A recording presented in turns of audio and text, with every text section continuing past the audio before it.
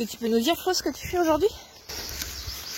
Alors aujourd'hui, je suis en train de replanter des arbres champêtres. Parce qu'on a planté toute une haie champêtre en bas de la bande verte du terrain qu'on a racheté. Et ben des fois il y a un petit peu de perte, hein, c'est normal, hein, il n'y a pas forcément tout qui prend malgré le fait qu'on les ait bien plantés, qu'on ait paillé et tout ça. Donc là aujourd'hui je remets des charmes et des érables champêtres. Donc ça c'est du charme. Donc on voit les feuilles sont marcescentes, c'est-à-dire qu'elles restent accrochées une fois qu'elles sont mortes. Et c'est seulement quand le bourgeon au printemps pousse que ça va détacher l'ancienne feuille. Donc c'est vraiment un super arbre pour faire des haies, surtout brise-vent, parce que vu que les feuilles restent en hiver, c'est pas aussi dense qu'un arbuste à feuillage persistant, mais quand même ça freine bien le vent. Et puis le charme c'est très plastique, c'est-à-dire que on peut le tailler vraiment comme on veut. D'ailleurs c'est cette espèce là dont on se sert pour faire les haies de charmille.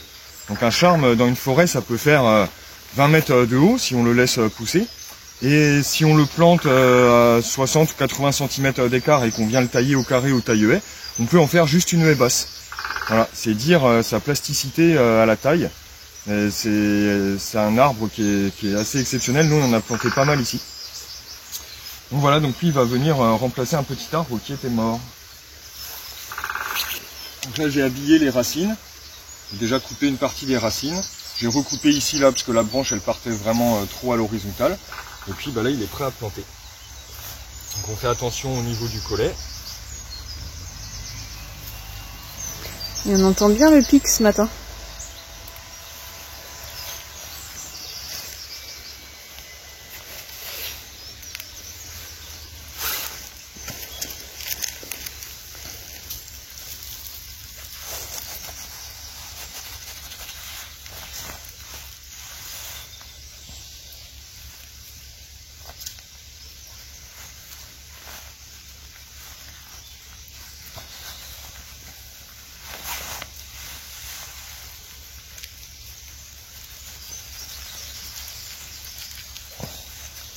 Et le charme en plus il a une capacité assez exceptionnelle, c'est qu'il peut pousser à l'ombre des autres arbres, des plus grands arbres. Un peu comme le hêtre ou l'érable champêtre.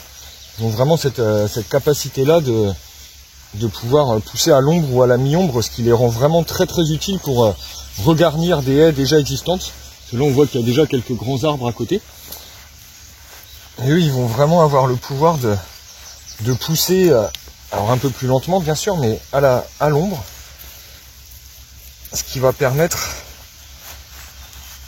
de regarnir la haie sans avoir à couper les grands arbres à côté.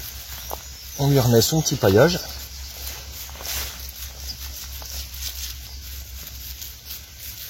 Et voilà, il est planté.